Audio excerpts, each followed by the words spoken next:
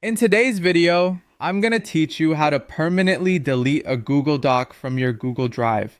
It's not just about removing the file, we're going to make sure it's gone for good. Let's dive right in and go through this process together step by step.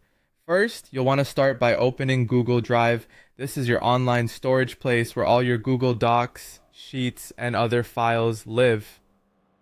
Once you've got Google Drive open, take a moment to locate the specific Google Doc you'd like to delete. It might be sitting right there in front of you if it's a recent file, or you might need to scroll or even use the search bar at the top to find it quickly. Once you've found the document you're looking to remove, simply right-click on the file. A menu will pop up with a variety of choices. Here, you'll want to select the option labeled Remove. Now, it's important to note that choosing remove doesn't mean the file is gone forever just yet. Rather, this action moves your selected file to the trash, which acts like a holding area where your deleted files hang out temporarily until you decide to delete them permanently. Now let's cruise over to the trash folder. On the left-hand side of your Google Drive screen, you'll notice a menu with several options.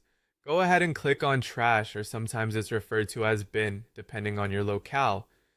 What you'll see is a list of all the files you've previously removed, just hanging out, waiting for your next instruction.